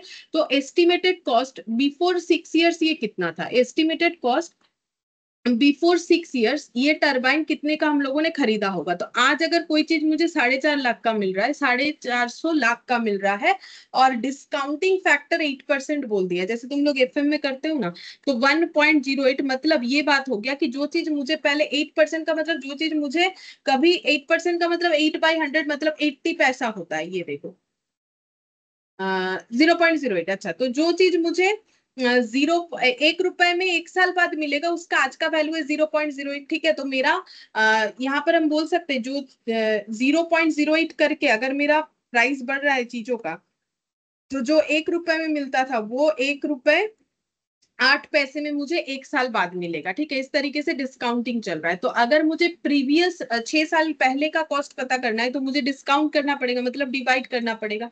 तो कैसे हो जाएगा, 1.08 को मुझे 6 बार करना पड़ेगा, ठीक है। टू दी पावर 6 हो जाएगा, ये लैख नहीं होगा, ठीक है। ये लैख थोड़ी ना होगा, 1.08 टू दी पावर 6 होगा।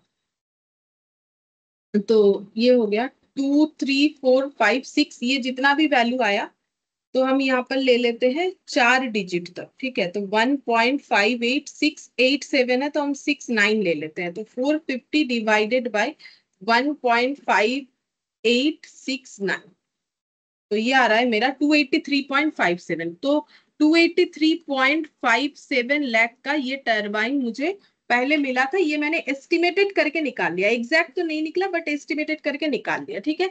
तो ये मेरा कॉस्ट था 6 साल पहले टरबाइन का। अब इस पे डिप्रिशिएशन लगाएंगे, डिप्रिशिएशन फॉर कितना हो जाएगा 6 ईयर, तो 6 ईयर्स का डिप्रिशिएशन कितना होगा, तो 283.57। और टरबाइन का लाइफ कितना मानेंगे, क्योंकि मशीन का 10 साल है तो इसका भी हम लोग जो है 10 साल ही मानेंगे, इसमें लगा हुआ था तो एस्टिमेटेड ये 10 साल माना जाएगा, ठीक है।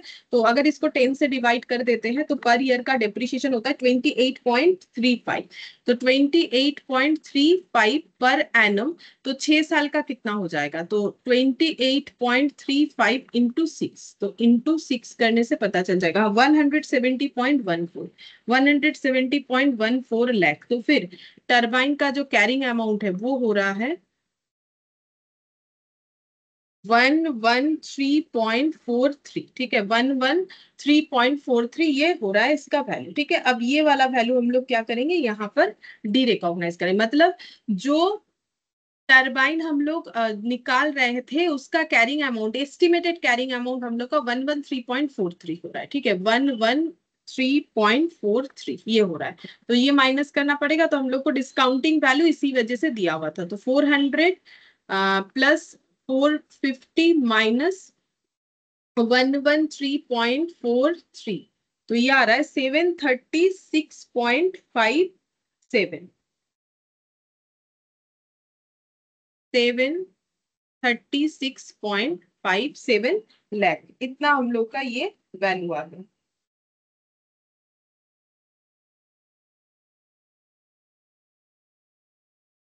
फिर नेक्स्ट यहाँ पर 18th number.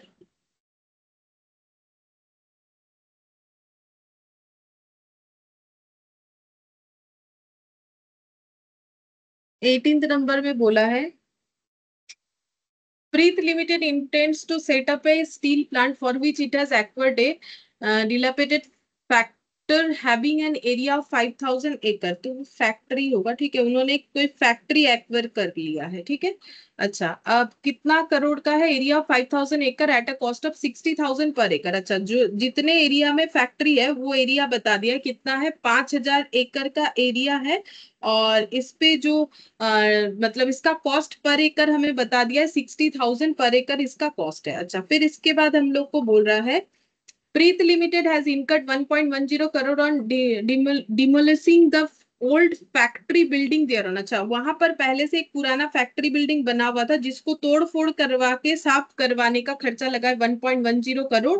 Some of 63 lakh including 5% GST thereon was realized from the sale of the material salvage from the site। अच्छा, तो ये जो तोड़ फोड़ हुआ उससे जो भी हमें मटेरियल मिला वो स्क्रैप के भाव में इन्होंने बेच दिया, ठीक है। बेचने पे इन्हें 63 लाख का अर्निंग हुआ, लेकिन वो 63 लाख जो है वो इंक्लूडिंग जीएसटी है। तो जीएसटी का अमाउंट तो हम लोगों को गवर्नमेंट को दे देना पड़ेगा, तो हमारा नेट इनकम हमें यहाँ पर विदाउट जीएसटी निकाल के देखना पड़ेगा कि वो कितना हो रहा है, ठीक है। अच्छा, अब नेक्स्ट बोल रहा है कि प्रीत लिमिटेड इनकट स्टैम्प ड्यूटी, मतलब वो जगह लेने के लिए स्टैम्प ड्यूटी उनको पे करना पड़ा, तो जो खरीदेगा उसी को स्टैम्प ड्यूटी देना पड़ेगा, ठीक है। और रजिस्ट्रेशन चार्जेस लगा है 7% ऑफ लैंड वैल्यू। लैंड का जो वैल्यू उसका 7% रजिस्ट्रेशन चार्ज लगा है। तो लैंड का वैल्यू कितना हो जाएगा, 5,000 एकड़ जमीन लिया गया है, 60,000 पर एकड़ करके है, तो ये मल्टीप्लाई करने से पता चल जाएगा। इसके अलावा इन्होंने कंसल्टेंसी चार्जेस पे किया है 8 लाख लैंड को एक्वायर करने के पहले, और 1,25,000 का गारंटी इंश्योरेंस कुछ करवाया है। Compute the value of the land acquired, मतलब लैंड खरीदने का इनका कॉस्ट कितना पड़ा वो हमें बताना है, ठीक है। तो ये सिंपल कैलकुलेशन हो जाएगा। तो यहाँ पर लिखते हैं पर्टिकुलर्स और amount in land. Purchase price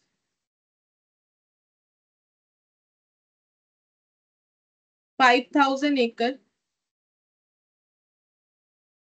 into rupees 60,000 पर एकड़, तो ये हो जाएगा।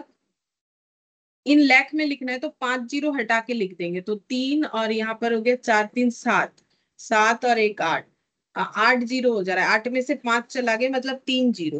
तो ये 3,000 लाख लिखने से उतना आ जाएगा। अच्छा, इसके बाद कौन कौन सा खर्चा यहाँ पर ऐड हो जाएगा, तो इन्होंने ये डिमोलिशिंग वाला लास्ट में करते हैं, ये नेट में आ जाएगा हम लोग का। बाकी खर्चा दिखा देते हैं, जैसे कि ये स्टैम्प ड्यूटी रजिस्ट्रेशन चार्जेस ये इन्होंने दिया है 7% ऑफ लैंड वैल्यू, तो ये लैंड वैल्यू के नीचे लिख देते हैं तो कैलकुलेशन करना आसान हो जाएगा। Stamp duty and registration charges at the rate of 70% of asset का वैल्यू, तो 3,000 लाख इंटू 7%, तो 210 लाख। फिर लीगल एंड कंसल्टेंसी चार्जेस,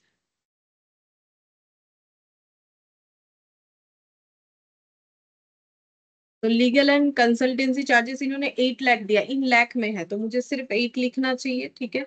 अच्छा, फिर 1,25,000 जो है इन्होंने टाइटल गारंटी इंश्योरेंस करवा लिया, तो यहाँ पर ऐड हो जाएगा। ये सारे खर्चे ऐड होंगे क्योंकि एसेट को रेडी टू यूज करने के पहले जो भी खर्चा होता है वो हमें एसेट के कॉस्ट में दिखाना पड़ता है। तो 1,25,000 डिवाइडेड बाई 1 लाख करने से 1.25 आंसर आएगा, ठीक है। और नेक्स्ट हो जाएगा डिमोलिशन एक्सपेंसेस, जो ऊपर लिखा हुआ था ना, मतलब सबसे आगे दिया हुआ था वो मैंने सबसे लास्ट में लिया, बाकी सारे खर्चे यहाँ पर जो भी है ऐड हो जाएगा। तो डिमोलिशन एक्सपेंसेस, तो यहाँ पर हो जाएगा नेट ऑफ सैलवेज, ठीक है। तो हम लोगों ने डिमोलिशन का खर्चा तो करवाया है कितना, 0.10 करोड़, लेकिन अगर हम लोगों को वो स्क्रैप बेच के कुछ अर्निंग हुआ है तो उतना हमें नेट कर देना चाहिए, ठीक है। तो ये हम एक वर्किंग नोट बना लेते हैं। फिर हम लोग का यहाँ पर ऐड करने से आ जाएगा कॉस्ट ऑफ लैंड। अच्छा, अब देखते हैं कितना हो जाएगा। तो एक्सपेंस करवाया है हम लोगों ने, यहाँ पर लिखते हैं वर्किंग नोट नंबर 1। एक्सपेंस हुआ है हम लोग का 1.10 करोड़। तो इसको लाख में ट्रांसफर करते हैं। तो 1.10 करोड़ का मतलब 1.1 इंटू 70 से मल्टीप्लाई करेंगे तो वो करोड़ में दिखेगा, 3 4 5 6 7, ठीक है। अब इसको अगर मुझे लाख में ट्रांसफर करना है तो डिवाइडेड बाई 1 लाख करना है, तो 110 लाख। तो 1.10 करोड़ का मतलब हो जाता है 110 लाख, ठीक है।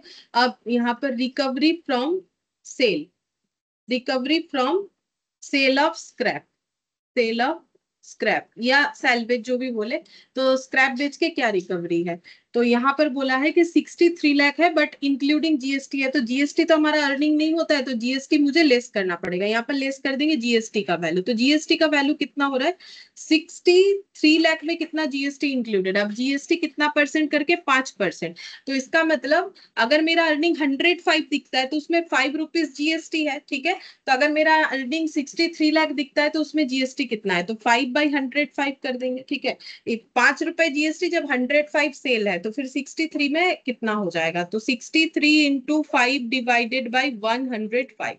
तो ये मेरा आ जाएगा 3 लाख। तो ये 60 लाख आ गया, ठीक है। तो इसका मतलब हो गया 63 लाख माइनस 3 लाख, तो ये हो जाएगा 60 लाख का मेरा नेट अर्निंग हो गया। तो 60 लाख का अगर अर्निंग हो गया तो मेरा खर्चा रिड्यूस हो जाएगा, खर्चा रिड्यूस होकर 50 लाख हो जाएगा। तो अब यहाँ पर हम लोग लिख देंगे 50 लाख। अब ये सब ऐड कर देना है, करने पे देखना है कितना होगा, 3210 प्लस 8 प्लस 50 प्लस 1.25। तो यहाँ पर आ रहा है कुछ इतना, पी,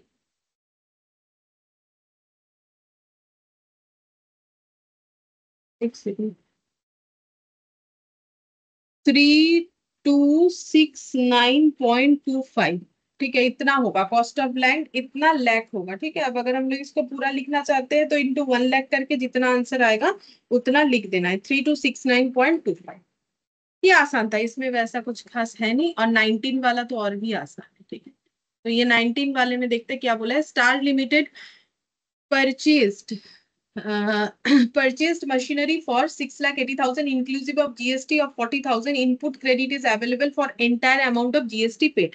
तो अगर मुझे इनपुट क्रेडिट मिलेगा तो मुझे ये जीएसटी का वैल्यू अपने एसेट के कॉस्ट में ऐड करना ही नहीं चाहिए, ठीक है। तो मुझे 40,000 लेस कर देना चाहिए, क्योंकि ये मैंने कॉस्ट में मेटेरियल में भी पढ़ाया हुआ है। और तुम लोग को टैक्स पढ़ते हो तो पता ही होगा। The company incurred the following other expenses, cost of preparation of site installation, ये ऐड होगा एसेट के कॉस्ट में। लेबर का चार्जेस 56,000, ये भी ऐड होगा। लेकिन ये टोटल लेबर चार्जेस, फिर नीचे बोला है 200 out of the total 500 men work hours, men hours work were spent on installation of the machine. अच्छा, 500 मेन आवर्स काम हुआ है जिसके लिए उतना पेमेंट हुआ है, लेकिन 200 मेन आवर्स जो है सिर्फ मशीन को इंस्टॉल करने के काम आए। तो मुझे प्रोपोर्शनेट कर लेना पड़ेगा कि 200 मेन आवर्स का जितना लेबर चार्जेस है वही मेरे एसेट के कॉस्ट में ऐड होना चाहिए। Spare parts and tools consumed in installation, तो ये ऐड हो जाएगा। Total salary of supervisor, supervisor का टोटल सैलरी इतना है, तो वो प्लांट के लिए कितना समय देता है, 25% of the total time work, ठीक है। जैसे तुम लोग ओवरहेड का क्वेश्चन किए थे ना कॉस्ट में, वैसे ही। तो फिर इंस्टॉलेशन के समय पे 25%, टोटल टाइम का 25% सुपरवाइजर को देना पड़ा, तो इस खर्चे का 25% ही प्लांट की कॉस्ट में ऐड हो जाएगा। Technical expenses 1/10 of the plant installation, तो ये जो है 34,000, इसका 1/10 मुझे प्लांट इंस्टॉल, मतलब टेक्निकल एक्सपेंसेस टोटल तो इतना हुआ है, बट इस प्लांट के लिए बस 1/10, तो हमें भी 1/10 लेना है। Test run and experiment production expenses, ये हमें पूरा लेना पड़ेगा, मतलब ये पूरा ही आ जाएगा। कंसल्टेंसी चार्जेस, ये भी लेना पड़ेगा। Depreciation on asset used for installation, ठीक है, तो ये भी आ जाएगा। फिर बोल रहा है the machine was ready for use on 15th of Jan 2001 but was use for इतना, तो रेडी टू यूज यहाँ से हुआ है तो डिप्रिशिएशन यहाँ से ही लगना चाहिए, कब से यूज करे उससे कोई मतलब नहीं है। Due to this delay further expenses of 8,900 were incurred, calculate the value at which the plant should be capitalised in the books of Star Limited, मतलब प्लांट एंड मशीनरी कितने से डेबिट होगा। अब यहाँ पर एक चीज बोला है, हम लोग मशीन 15 जनवरी को रेडी कर चुके थे, यूजेबल कंडीशन में बना लिया था, बट हम लोगों ने फर्स्ट फेज से क्या किया है, इस मशीन को यूज करना स्टार्ट किया है। अब बोल रहा है कि इसके बाद हम लोगों ने 8,900 फर्दर खर्चा करना पड़ा क्योंकि हम लोगों ने मशीन को यूज करने में डिले किया। तो क्या ये खर्चा मशीन के कॉस्ट में आना चाहिए? तो देखो ये खर्चा मशीन के कॉस्ट में नहीं आना चाहिए, ये मेरा नॉर्मल खर्चा। अब देखो बंद पड़ा था मशीन तो उस पर कुछ, देखो मशीन रेडी टू यूज होने के बाद उस पर जो भी खर्चा होता है वो हम लोगों का रेवेन्यू नेचर का होता है, तो वो पीएल में जाना चाहिए, अनलेस हमें ये बता दे कि ये खर्चा करने से हमारी मशीन में कुछ बेनिफिट हुआ, ठीक है, हमारा उसका यूज कंडीशंस बेटर हुआ, जो जैसे चल रहा था उससे कुछ चेंजेस हुआ, तब जाके वो कैपिटलाइज होता है, अदरवाइज नहीं होता है। तो ये तो हमारे पीएल में जाना चाहिए, बाकी खर्चा जैसे जैसे है उस तरीके से एड ऑन होते जाएगा, ठीक है। तो यहाँ पर लिखते हैं calculation of cost of plant, calculation of cost of plant, particulars,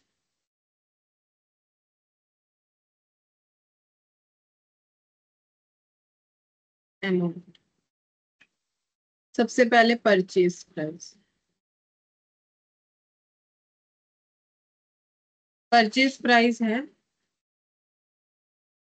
6,80,000, इसमें जीएसटी इंक्लूड है तो वो लेस कर लेंगे लास्ट में जाके, एड अभी भी लेस कर सकते हैं, एंड में भी कर सकते हैं। Site preparation cost, site preparation cost है 21,200। Labour charges,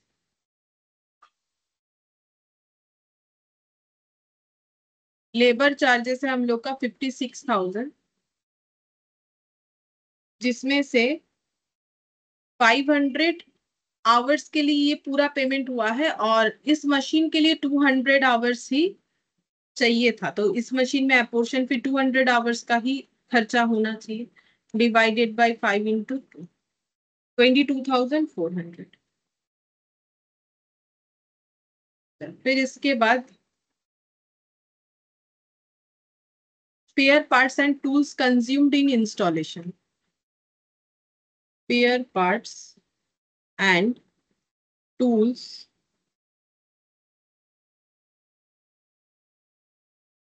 consumed in installation, ये तो पूरा ही आ जाएगा जितना दिख रहा है। 5,000 सुपरवाइजर सैलरीज के, सुपर सुपरवाइजर्स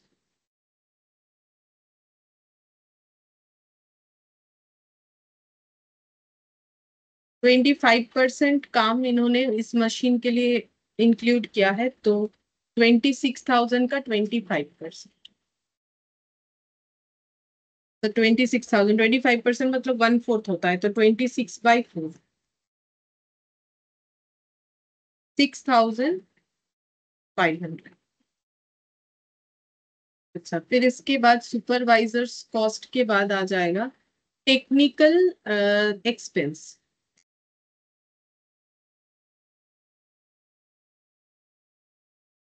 1/10 लगाना पड़ेगा, 34,000 का 1/10, मतलब 3,400। टेक्निकल एक्सपेंसेस के बाद test run and experimental production expenses, test run and experimental production charge,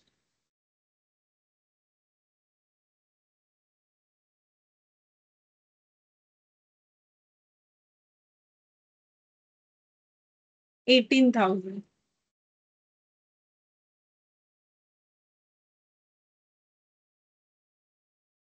consultancy charge to architect for plant setup,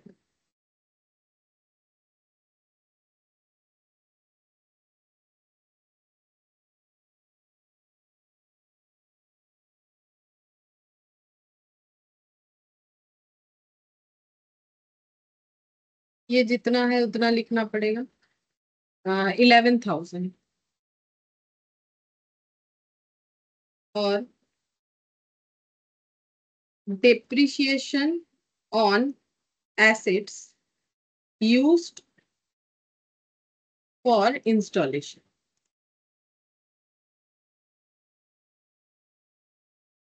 installation के लिए जो भी एसेट यूज हुआ उसका डिप्रिशिएशन 12,000। ठीक है, ये वो मशीन का डिप्रिशिएशन नहीं है जो हम लोगों ने खरीदा, उसको लगवाने के लिए जो एसेट यूज किया उसका डिप्रिशिएशन। ठीक है, वो तो यहाँ पर हो जाएगा टोटल कॉस्ट ऑफ एसेट, फिर माइनस करना पड़ेगा आईटीसी, जीएसटी क्रेडिट अवेलेबल।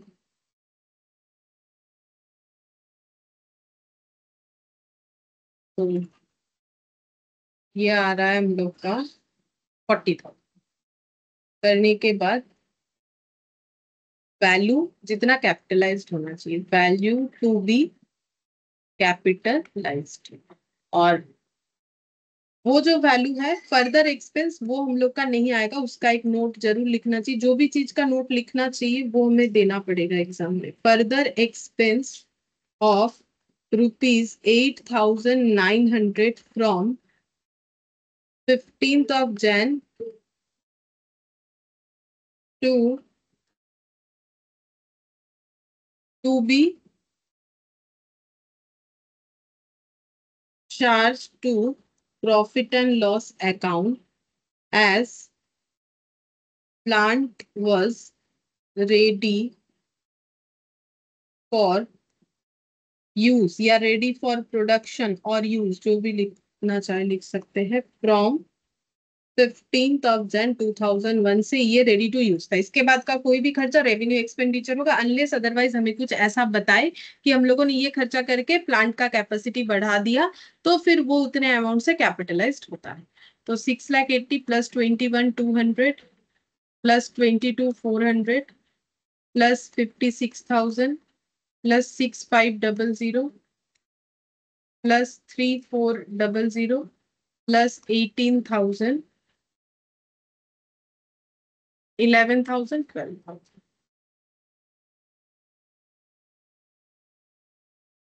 8,30,500। ठीक है,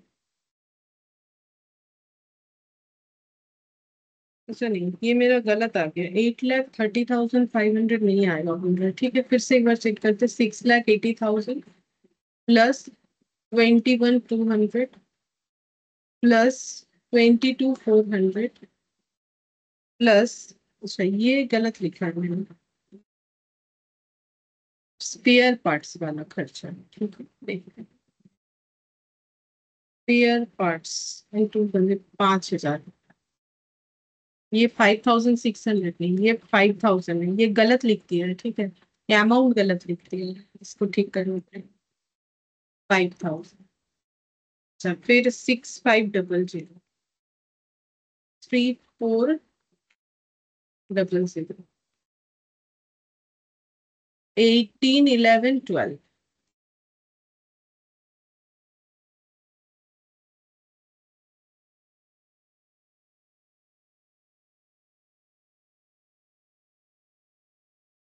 7,79,500 माइनस 40,000, 7,39,500। तो इतना हो जाएगा वैल्यू टू बी कैपिटलाइज 7,39,500। ये जीएसटी वाला हम लोग ऊपर भी माइनस कर सकते थे, परचेज प्राइस लेस जो जीएसटी हमारा क्रेडिट मिल रहा है वो डायरेक्टली माइनस करके भी कर सकते हैं या एंड में भी माइनस कर सकते हैं। ठीक है, तो ये हम लोग का कंप्लीट हो गया AS10 जो था। और एग्जाम पॉइंट ऑफ व्यू से बहुत इंपॉर्टेंट है AS10। ठीक है, ठीक है, फिर आज हम लोग इतना ही करते हैं, बाकी जो है दूसरा AS हम लोग नेक्स्ट क्लास में स्टार्ट करेंगे। Thank you, ma'am. Bye. Bye-bye.